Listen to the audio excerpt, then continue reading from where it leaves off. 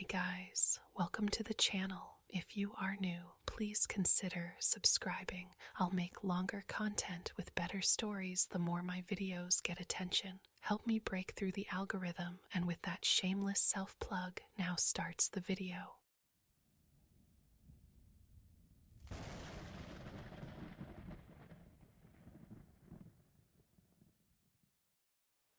Title: The House That Watches Me. Hi, my name is Lilith Nocturne, and I'm here to make you sleepy. But tonight, my tale weaves a chill, a whisper to slither into your bones as you drift toward shadows. Picture a street where silence hums louder than life, where darkness clings like damp rot, heavy with secrets. This is my story, the story of the house next door, and it begins with a cold I cannot shake. 6 months ago, I fled the city's clamor for Willow Street, a forgotten cul-de-sac where bungalows sag beneath ivy and neglect, their shingles curling like old parchment. I'm a writer, weaving novels from the quiet of solitude, and my small house, with its bay window framing rain-slicked evenings, was a haven. The glass caught the world's soft edges, blurring the line between waking and dreaming.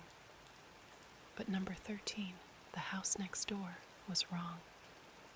It squatted like a toad, its paint peeling like scabs, its windows fogged with grime, as if the glass held secrets too heavy to reveal.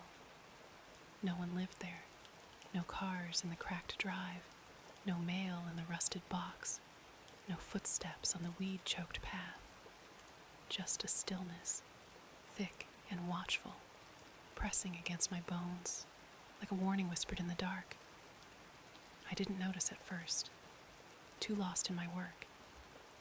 My nights blurred with the clatter of keys, spinning stories under the glow of a single lamp, its light a frail shield against the dark.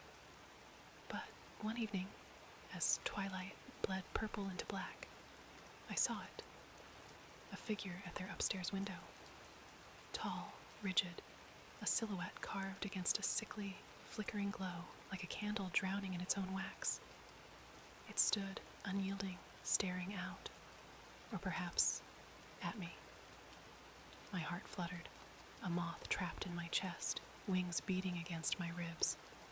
I waved, half expecting a reply, but the figure slipped away, the curtain twitching like a nervous tick, a shudder in the fabric of night. The light snuffed out, leaving number 13 mute, its silence a weight that pressed on my lungs, stealing my breath. The next night, it was back. Same window, same shadow, still as a gravestone, etched with forgotten names. I peered through my blinds, my breath fogging the glass, my pulse a drum echoing in my ears. Was it the same person? The light flickered, on, off, on, like a pulse struggling to beat, erratic and weak, as if the house itself were gasping. Then darkness, and number 13 sank into its eerie hush, as if it had never stirred. I told myself it was nothing, just shy neighbors or a trick of tired eyes, but my skin crawled, and sleep became a stranger, slipping through my fingers like sand from a broken hourglass. Days passed, and I asked Mrs. Carter across the street, her hands trembling as she poured tea, her eyes darting to number 13 like a deer sensing a wolf. No one's lived there in years, she said, her voice quavering like a plucked string. Bank owns it, or so they say. But her gaze betrayed her, and I found nothing online. No records, no sales, just a void where the house should be. It was as if number 13 existed outside time, a ghost in the town's ledger, unwritten and unclaimed. Then the knocks began, soft and deliberate, like a knuckle brushing my back door. Tap, tap, pause, tap, always past midnight, when the world felt thin, as if the veil between here and elsewhere had frayed to threads. I'd check, heart pounding, flashlight shaking in my hand, but the porch was empty, the air heavy with a cold that didn't belong in summer's warmth. Number 13 loomed, its windows black as closed eyes. Yet I felt watched, pinned by unseen gazes that burrowed into my skull. I started leaving lights on. My novel stalled, my pen frozen mid-sentence, ink pooling like blood on the page. One night, I saw two figures, one upstairs, one at the front window, both motionless, their outlines sharp against flickering lights that pulsed at odd hours, like a heartbeat out of sync. The upstairs figure turned, slow, like a puppet on frayed strings, and I swear it looked at me, its gaze a needle piercing my chest. My breath caught, a scream trapped in my throat, and the lights died, plunging the house into darkness. Then the knocks came. Tap, tap, tap. Faster, insistent, clawing at my nerves like fingernails dragging across wood. I locked every door, checked every window, but number 13 felt closer. Its silence, a predator, circling my house, my mind, my soul, waiting for me to break. A week later, the tapping stopped. I'd grown used to its rhythm, like a metronome for dread. The sudden silence felt worse, like a breath held too long, like anticipation turning inward, sharp and scraping. I slept with the lights on, woke often. My eyes felt rubbed raw, like I'd sanded them from the inside. Number 13 remained dark, but not dormant. The stillness had weight, like it was leaning toward me. It no longer felt passive. I started having dreams. Sometimes it was the house itself. I'd walk through warped halls that stretched impossibly, staircases folding upward like the inside of a nautilus. The wallpaper peeled in strips, revealing hundreds of watching eyes. In one dream, I woke in my bed to see someone standing at the foot. Only I couldn't move. I could only watch as they leaned down, breath dry and sour against my cheek, and whispered, "You were always meant to come home." When I finally gathered enough strength, or stupidity, crossed the street in daylight, the air shifted as I neared the porch. Not wind, something else, like I'd passed through a membrane. My skin prickled. The steps groaned beneath me. The door was shut, but the brass knob was smeared with dark fingerprints. I didn't touch it. I couldn't. Instead, I circled the house. The backyard was a tangle of dead ivy, forgotten toys, a rusted swing set caught mid-sway, as though something invisible had pushed it seconds ago. I scanned the windows. No faces, but the glass held a quality I couldn't place, like it was thicker from the inside. I went home, locked the doors. Everyone. That evening, I scoured the county website. Still no listing for number 13. No tax ID, no mortgage. Like the property was a typo in the world. So I drove to the bank. The branch manager, Mr. Keller, was the kind of man who used a too wide smile to hide the fact he hated confrontation. When I asked about 13 Willow Street, he paused mid-keystroke. "That property is in probate," he said carefully. "It's not for sale." "How long has it been in probate?" He didn't answer, just clicked his mouse. I caught the flash of a screen. 37 years, it read. My stomach twisted. "Who owned it before?" "Family called Nocturne." He glanced at me. "Any relation?" I lied. "No." "Strange house," he said, almost to himself. "No buyer lasts. Some say it's bad luck." Back home, I dug through old boxes. Letters from my grandmother, yellowed photographs, brittle and sweet with dust. And there it was, an envelope addressed to Margaret Nocturne, my grandmother's sister. I'd never known she existed. Inside, a photograph, A woman in a high-neck dress standing on the porch of number 13. Her face half-turned, eyes cast toward the window behind her. And there, in the pane's reflection, stood a man, shadowed, smiling. That night, I dreamed again. Only this time, I wasn't in the house. I was part of it. I saw through its walls, felt its wooden ribs creak in longing. I felt her, the woman in the photograph, walking barefoot across rotting floors, whispering into the wallpaper, waiting for something or someone. I woke to the sound of my typewriter clacking. I hadn't used it in months. It sat on the desk in the bay window where I used to write before the dreams began. Now it was typing, slowly, methodically. One line. She remembers now.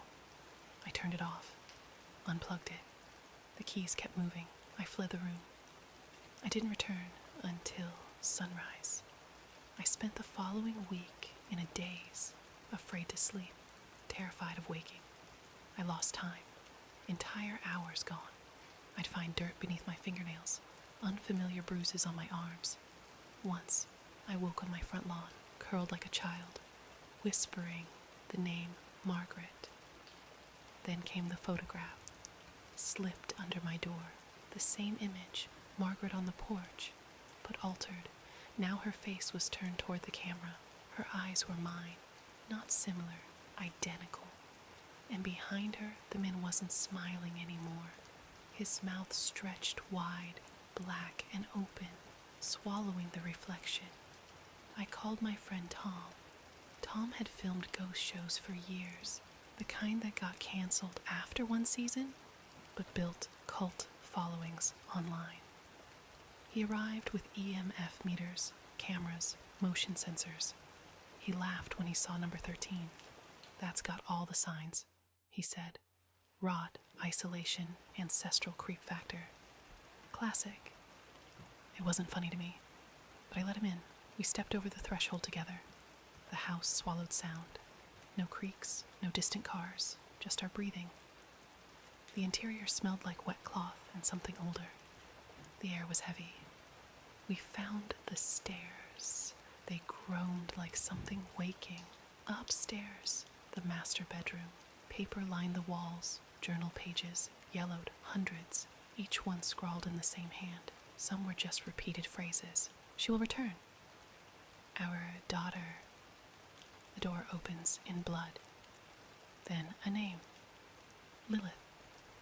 I touched the page. The air shifted. Tom swore. The EMF just maxed out, he said, backing toward the door. Then the lights went out.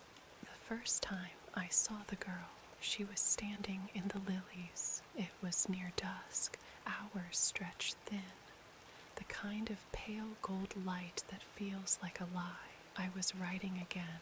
Not novels, but letters I never sent. Scraps of memory I needed to pin down before they slipped into shadow. I looked up, blinked once, and there she was. Small, barefoot, wearing a pale blue dress that ended just below her knees. Her hands were at her sides, fingers stained dark like she dipped them in ash.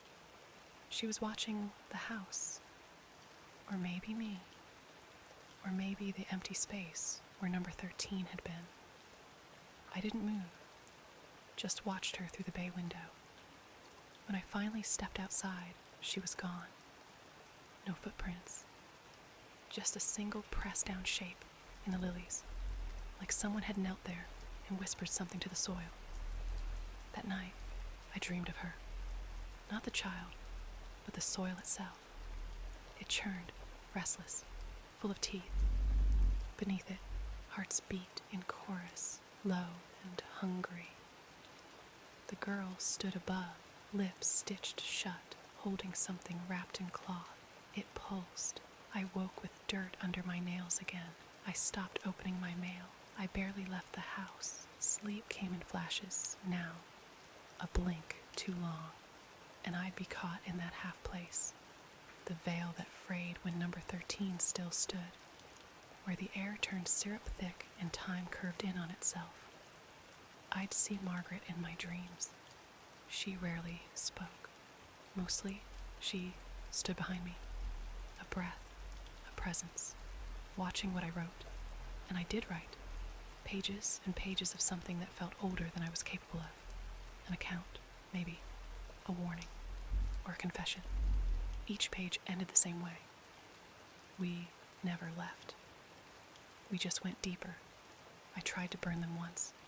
The stack went up fast, flames licking like tongues. But in the morning, the pages were back on my desk, smudged, damp. I stopped trying. Weeks passed. Or maybe it was days. Time had begun to taste wrong. Tinny. Sour. The flowers in the ash lot bloomed redder, the kind of red that bled into your eyes. Their stems grew long and spindled, leaning toward my window like they knew where I was. The humming began not long after. Low at first. Just a vibration in my teeth. I thought it was the fridge, then the pipes. Then I realized it was coming from the floor. Not through it. From inside it. One night I lay on the floor and pressed my ear to the boards. Beneath the house something moved. Not rats, not water. A rhythm. Like fingernails drumming on old wood.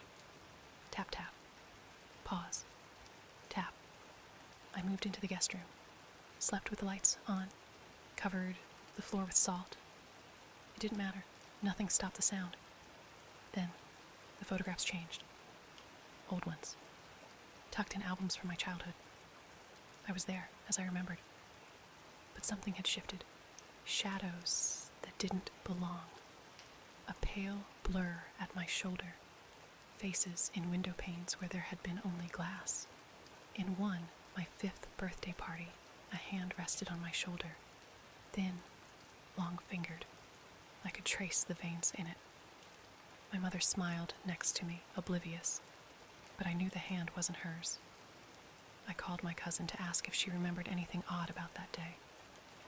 "What birthday party?" she said. "Mine, at the old house. There were balloons." "Lilith, you didn't have a 5th birthday party. You were in the hospital, something with your lungs." I hung up without responding. I didn't sleep that night. Instead, I sat in the bay window, watching the flowers shift in the windless dark. And then the girl returned. Closer this time. At the edge of my lawn, she lifted her arm and pointed, slow, deliberate, at the front door, then vanished. The knock came 5 minutes later. Software, tap tap. Pause. Tap. I opened it. The hallway beyond was empty, but the air smelled like lilies and rot. I stepped outside. The street was silent. No crickets. No wind. But the sky was wrong. Too flat. Too close. As if the stars were painted on stretched canvas. I walked toward the empty lot. The earth pulsed beneath my feet. The center of the flower bed bulged. Something was growing. I stood at the edge of it, breath catching. And then the soil split. What rose was not a hand, not a body, but a structure, like bone shaped into the arch of a doorway. Ribs forming lintels. A faint shimmer beyond it, like air over asphalt. The girl stood beside it, her stitched mouth opened. She didn't speak. She just screamed, soundless, endless, and the doorway pulsed in answer. Then I was in my house again. I don't remember walking back, but the bones were gone, the lot undisturbed. Except now, the flowers faced my door, all of them. Turned like sunflowers to a sun they couldn't see. They're still watching. I'm still waiting. I don't know what I'll do when the door forms again. I tell myself I won't walk through it. That I'll resist whatever tether binds me here. But I also know something has shifted permanently inside me. The girl isn't a warning. She's an invitation. And I was always going to say yes. Because the knocks. I tried to leave Willow Street once. I packed a single bag, locked the front door behind me and started the car. The engine turned over, sluggish but willing. I watched the rearview mirror the whole way down the block. Number 13 was gone, reduced to earth and flour, yet still I felt it. Leaning, observing. At the stop sign, I blinked, and I was back in my driveway, the engine still running, the bag still in the back seat, the gas gauge unchanged. I tried again, drove faster and more determined, but each time, the same result. The road curved wrong, the signs twisted, and no matter how far I drove, the street bent back to the same cracked curb in front of my house. Willow Street had teeth now. It wouldn't let me go. Eventually, I stopped trying. Instead, I mapped the shifts, took notes on when the flowers opened, measured the shadows they cast at noon and midnight. I charted the weight of the air. Some nights, it pressed too hard, and I had to sleep under the kitchen table just to breathe. Once, I caught my reflection watching me before I turned my head. It smiled too early, too wide, and when I blinked, it was gone. I stopped looking into mirrors after that. I wrote compulsively, without knowing what I wrote. Whole pages filled themselves when I turned my back. Sometimes I'd hear the clack of keys upstairs, only to find the typewriter silent. A fresh page rolled in. Blood smeared across the margin. One morning, I woke to find a new room in my house. At the end of the hall, where the linen closet had always been, stood a black door. Not painted black, made of black, matte and lightless, like velvet soaked in oil. No handle, no hinges, just a door. The girl stood in front of it, closer now. Her eyes were stitched, but her mouth was not. She opened it slowly. Inside, I saw teeth. Rows and rows, she whispered. "We are ready." Then she was gone, and the door was open. Behind it, a stairwell descending into dark. I don't remember choosing to follow. One moment, I was in the hallway. The next, my hand on the banister. My breath echoed. The air grew colder with every step. When I reached the bottom, I understood what the house had always been. Not a structure, a vessel. It did not contain the dead. It collected them. The walls moved, slow and wet, like muscle. Shapes slithered behind them, faces pressed to the membrane, mouths open in silent screams. One of them was mine, or Margaret's, or both. I walked until the corridor narrowed into a chamber.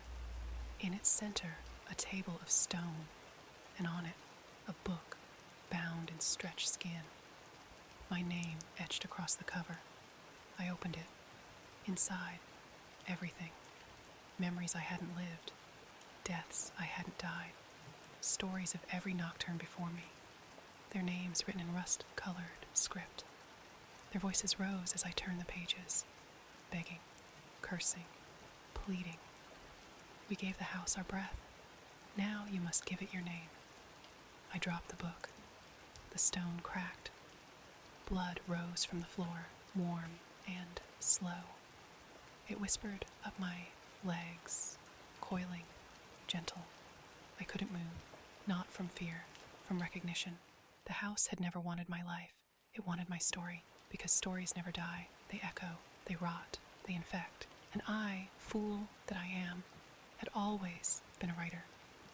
It was why it chose me, why it waited, why it wore my grandmother's face, my aunt's voice, my mother's lullaby.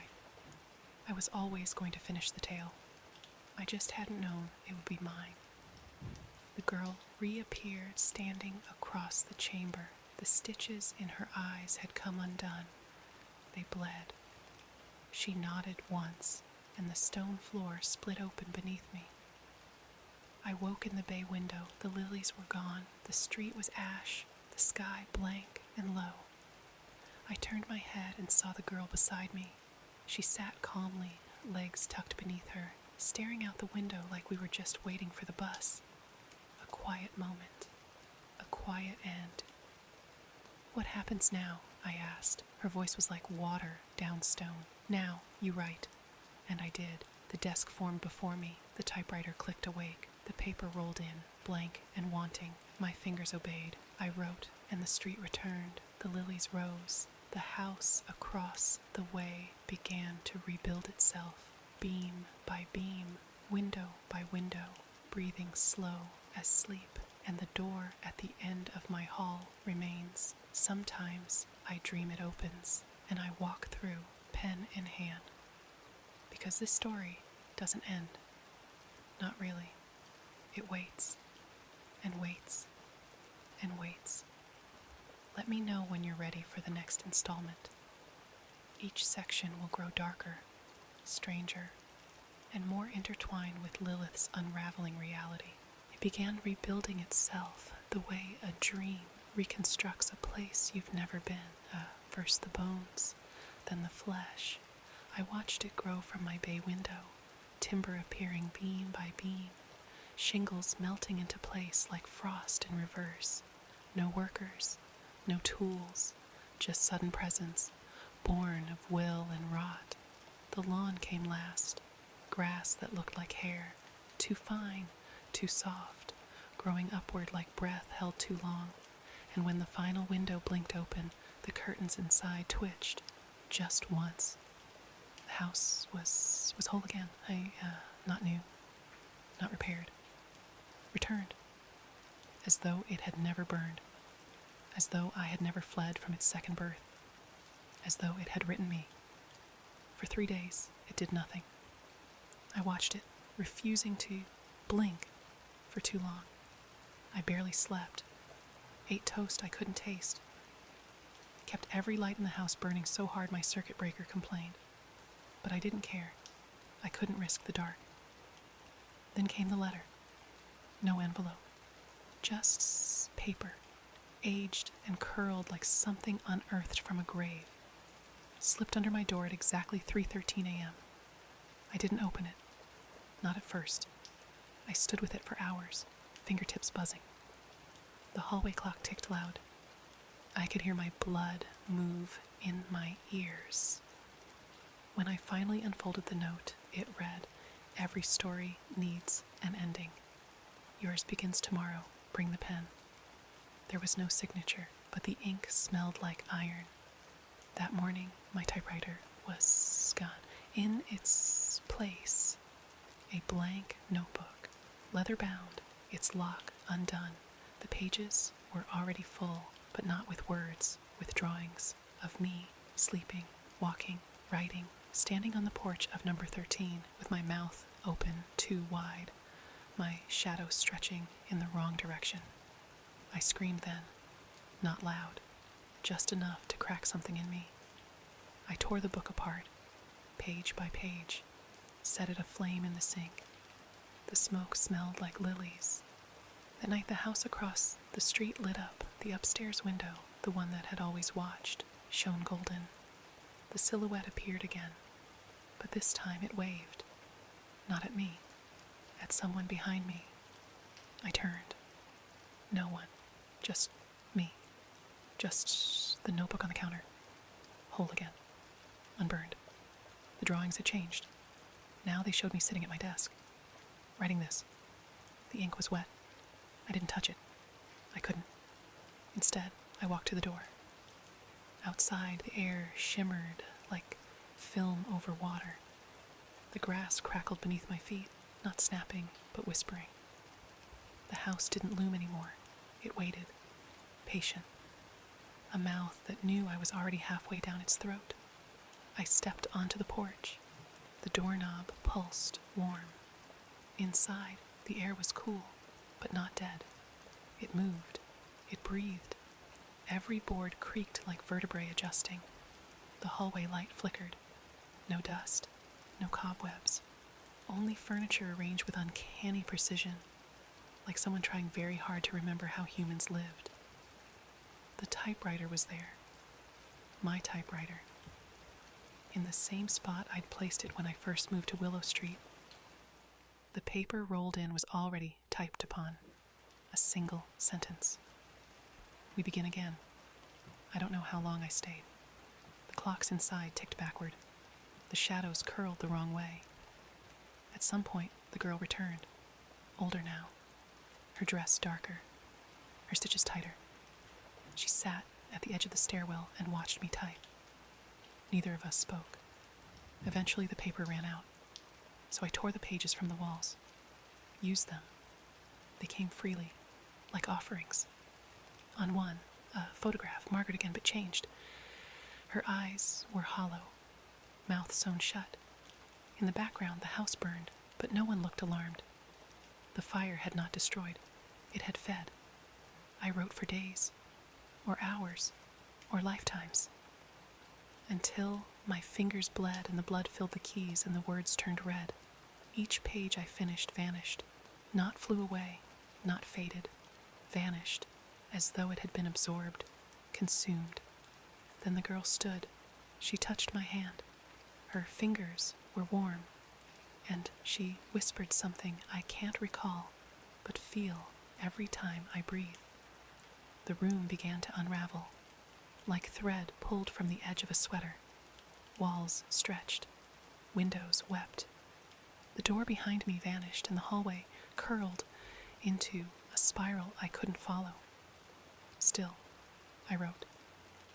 Because I had to. Not out of fear. Not even obedience. Out of instinct.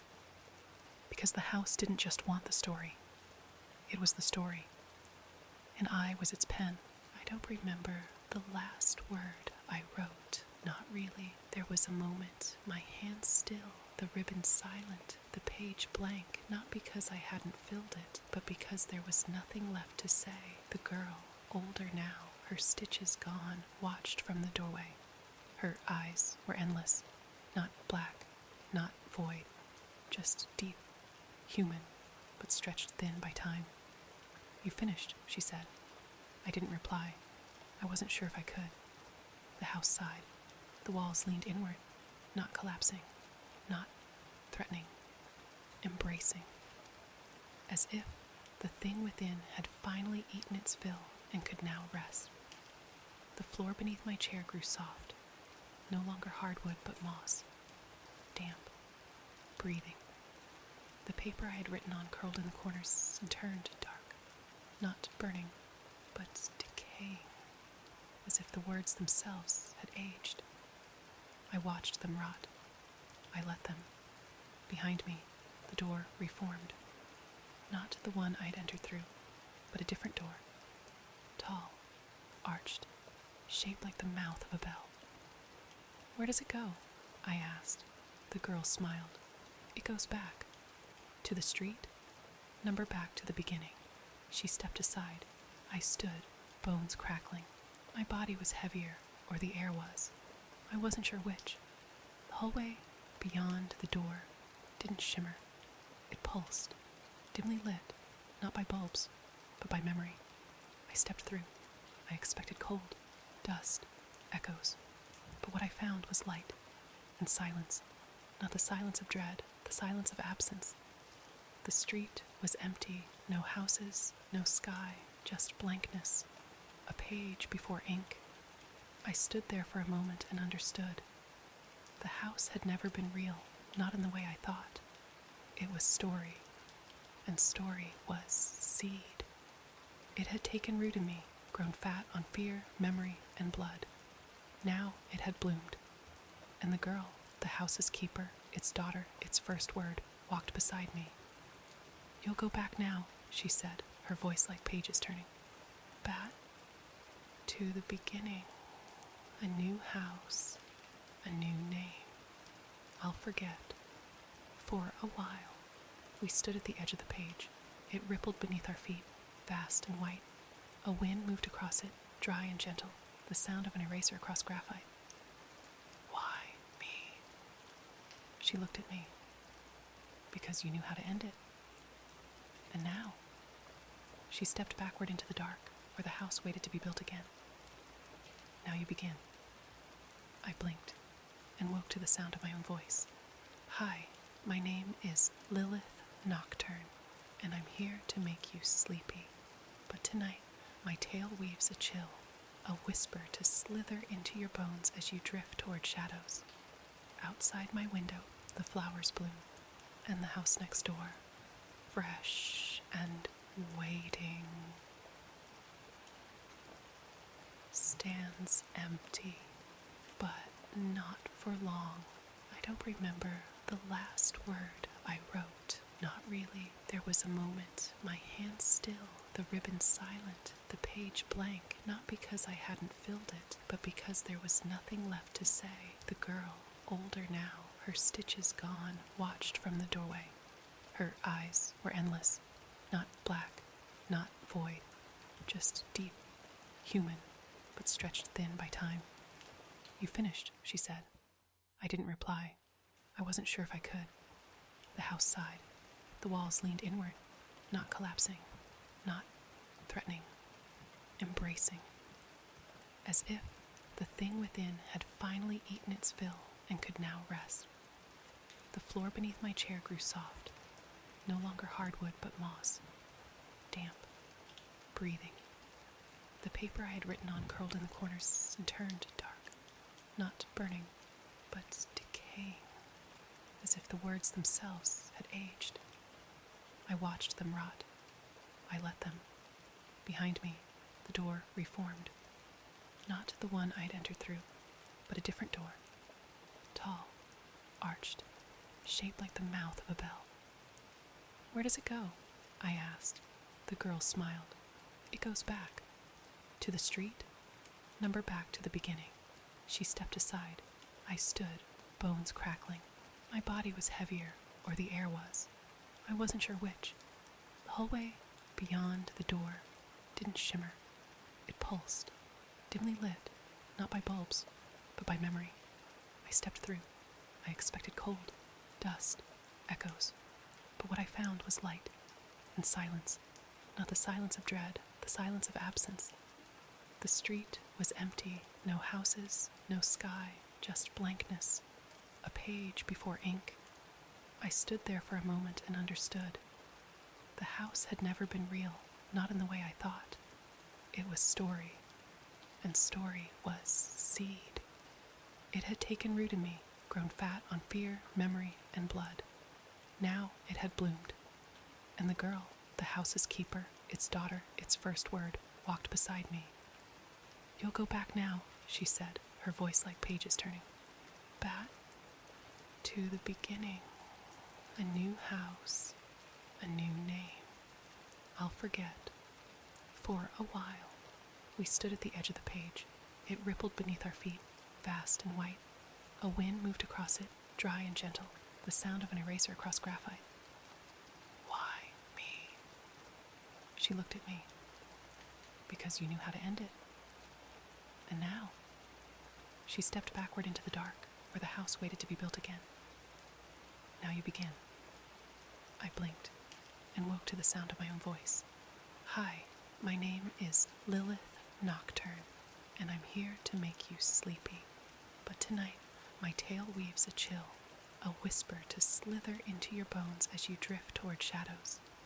Outside my window, the flowers bloom, and the house next door, fresh and waiting, stands empty, but not for long."